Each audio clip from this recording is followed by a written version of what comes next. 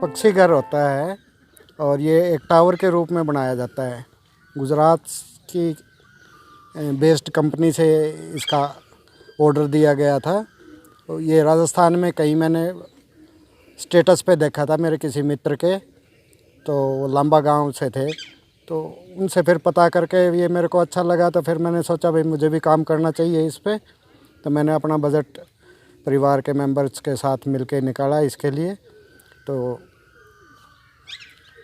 ये काम हमने अभी 2 महीने पहले शुरू किया था और अब ये इन्होंने जो ये काम किया है प्रकृति को सहेजने का, तो बड़ा ही अनूठा काम किया है।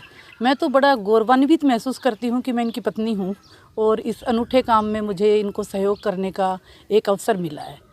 अगर हम प्रकृति को सुनहरा बनाना चाहते हैं, प्रकृति को सहेजना चाहते हैं, तो हमें इस काम को आगे बढ़ाना होगा। जैसे मैं तो ये अपील करना चाहती हूँ सबसे कि जैसे शादी ब्याह में मंदिरों के नाम का दान निकाला जाता है, इसी तरह जो क्या है पक्षी को पर्यावरण के नाम पर और शिक्षा के नाम का भी जो है ना दान जरूर निकाला जाना चाहिए, ताकि इन सब को हम जो है ना आगे बढ़ा सकें, इन पर्यावरण को संरक्षित कर सकें और प्रदूषण से बचा सकें, पक्षियों को संरक्षित कर सकें, उन्हें सहेज सकें।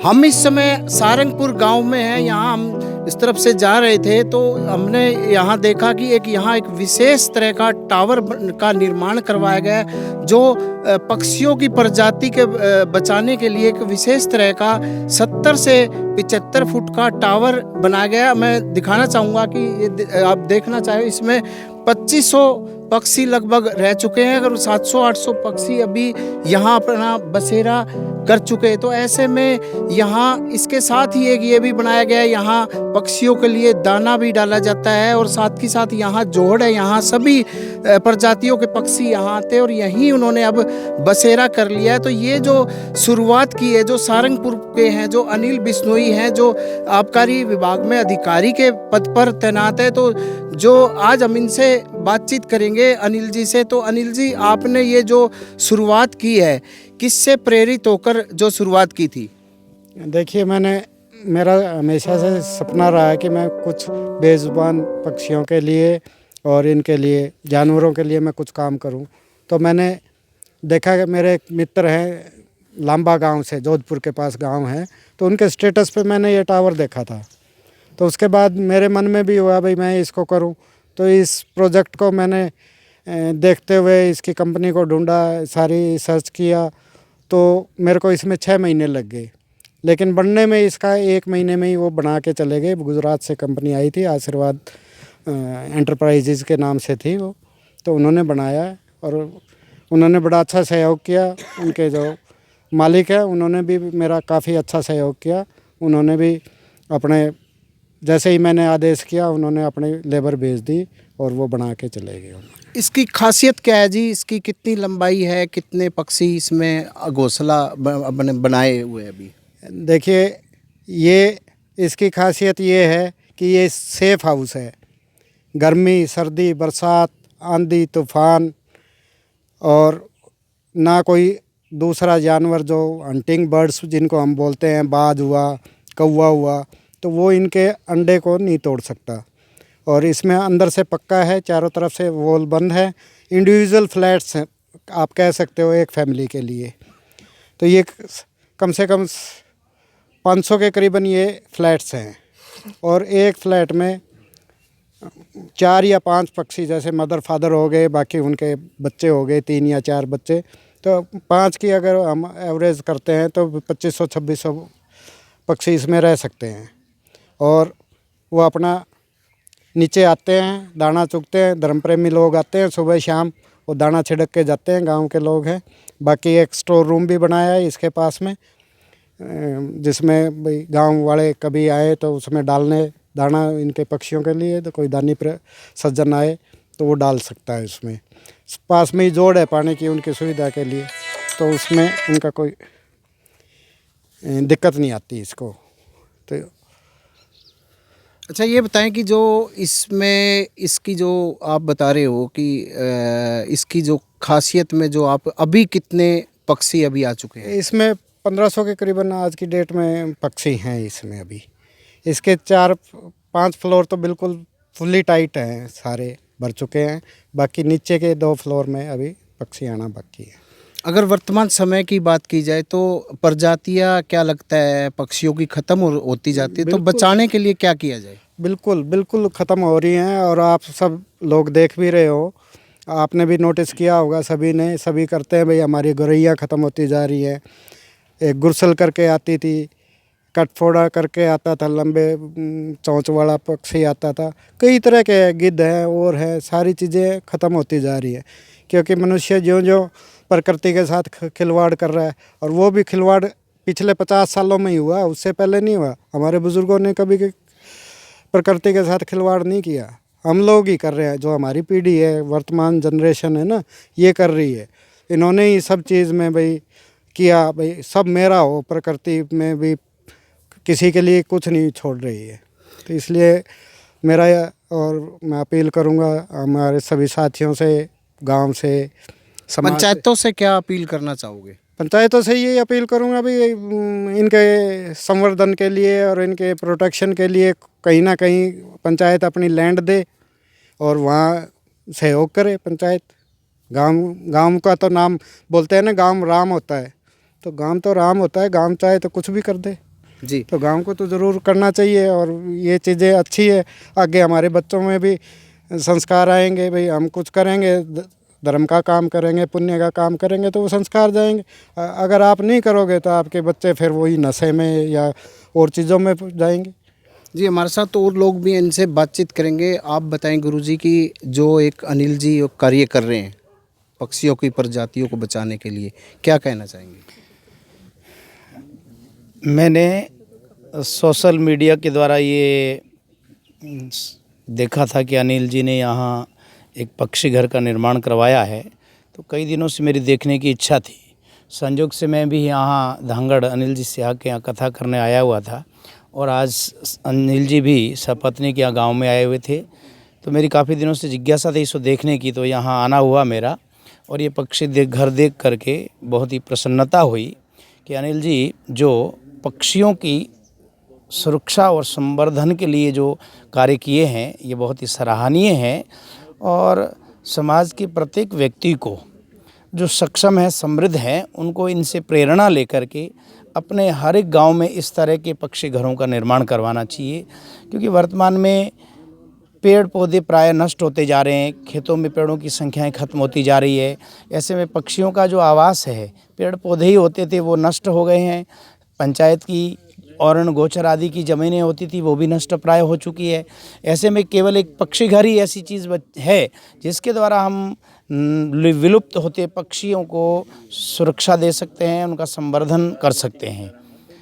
तो बहुत ही महत्वपूर्ण कार्य है ये पक्षी संवर्धन के क्षेत्र में। और अनिल जी को मैं बहुत बहुत धन्यवाद देना चाहूँगा कि उन्होंने इस क्षेत्र में ये पहल करके एक प्रेरणा प्रस्तुत की है। जी, हमारे साथ और भी गांव के लोग मौजूद हैं जो इस तरह का एक टावर का निर्माण किया गया है पक्षियों के लिए, तो क्या कहना चाहेंगे? और लोग भी आ रहे हैं गांव के इसे देखने के लिए? गांव के ही नहीं बल्कि हमारे इस एरिए के जो लोग हैं दूर दराज से भी इसको, जिन्होंने सोशल मीडिया पे इसका फ़ोटो देखा है, लोग आ रहे हैं, इसको देख रहे हैं। कुछ लोगों, अभी मेरी परसों हमारे यहाँ मास्टर जी हैं डोबी गांव से, वो देख के गए। उन्होंने कहा कि मेरी इच्छा है मैं इसको मेरे गांव में डोबी में बनवाऊँ। तो उन्होंने मुझसे पूछा, मैंने कहा अनिल जी जब रविवार को आएंगे तो हम उनसे पूछ को आपको बताएंगे कि इनके कहाँ इनके आदमी जो मिलेंगे, ठेका जो लेते हैं बनाने वाले। और लोगों से क्या अपील करना चाहोगे इस तरह? लोगों से यही अपील करता हूँ कि जो साधन संपन्न है, जिनके पास अच्छा पैसा है, वो ना कि कोई धर्मशाला बनाए। धर्मशाला बनाने से कुछ नहीं मिलेगा जी। वहाँ तो पड़े हैं, अभी धर्मशालाएँ बना दी, ढूंढ बना दी, वहाँ पड़े हैं, एक दिन जाना है, 2 दिन रुकना है, क्या करना है उनसे बना के। ऐसे जीवों के लिए बनाइए जो जीव अपना कुछ नहीं कर सकते, उनके लिए अनमोल जीव है ये, तो इनके लिए बनाए। थोड़ा सा मैं अनिल जी के बारे में आपको बता दूं कि ये इसी एक टावर से इनको मत तोलिए। इन्होंने सबसे पहले, मैं जब छोटा था, मेरे गांव में गुरु जम्बेश्वर शास्त्री की धर्मशाला की नींव इन्होंने अपने हाथ से रखी थी। उस समय उसमें कोई थोड़ा बहुत पैसा था, इन्होंने अपना पैसा दे के उसको खड़ा किया। आज बड़ी धर्मशाला बनी हुई है गाँव में। इन्होंने जो हमारे गाँव के अंदर सामाजिक काम के लिए जो सामान होता है, उस सामान की यहाँ गांव में नहीं था, हमें बाहर से लाना पड़ता था कोई सामाजिक कार्य के लिए, और इन्होंने व्यवस्था कर दी अपना पैसा दे करके। आज उसमें लगभग 10 से 15 लाख रुपए इकट्ठे हो चुके हैं। धर्मशाला के लिए जगह और खरीदी जा चुकी है। तो ये तो काम करते रहते हैं जी ऐसे। तो हमारे साथ और भी गांव के लोग एक बार बातचीत करेंगे एक बार इनसे। तो आप बताएं जी, जो इस टावर की क्या खासियत है? देखो, प्रकृति सुनहरी है, आपको पता है, और प्रकृति को सुनहरा बनाने में ये पक्षी योगदान देते हैं। और ये टावर तो अपने आप में ही सुनहरा है, अनूठा है, और इसी से आकर्षित होकर ये पक्षी यहाँ आ रहे हैं। तो अभी कितने पक्षियों का बसेरा हो चुका है यहाँ यहाँ? 1500-1600 पक्षियों का बसेरा हो चुका है तकरीबन। तो आप क्या अपील करना चाहेंगे? मैं ये अपील करना चाहूँगी कि आप लोग सभी, पूरा समाज, सब मिलके जो हैं, जैसे प्रकृति में मनुष्य को जीने का हक है ना, उसी तरह से मतलब जीवों को भी जीने का हक है, और पक्षियों को भी जीने का हक है। इन्हें भी अपनी जगह दो, विकास में इन्हें लुप्त ना करो। जी, आप क्या कहना चाहेंगे कि हमारे साथ और भी लोग हैं, तो आप बताएं जी, क्या कहना चाहेंगे? इस तरह की एक अनूठी पहल की गई है पक्षियों के लिए। मेरा आपको सादर नमस्कार। ऐसी चीज़ें देख के सभी को इन चीज़ों से शिक्षा लेनी चाहिए कि हमें स्वार्थ ना हो जिस चीज़ में, बिना स्वार्थ का। ऐसा जीव जंतुओं के लिए इन्होंने एक काम करके और बहुत लोगों को शिक्षा दी है, बहुत अच्छा कार्य किया है। जीव जंतु को एक बचाने का प्रयास किया गया है। जी, ये थे सभी ग्रामीणों ने यही बताया कि जो 70 से 75 फुट का जो एक फ्लैट नुमा जो एक पक्षियों के लिए टावर का निर्माण किया गया है, इसमें 600 से 700 पक्षी अभी तक बसेरा कर चुके। तो ऐसे में ग्रामीणों की और अपील भी है कि जो पक्षियों की जो प्रजातियां लुप्त होती जा रही है उसको बचाने के लिए सभी पंचायत इस तरह का अपने गाँव में एक टावर का निर्माण जरूर कराए। प्रवीण कुमार, हिसार।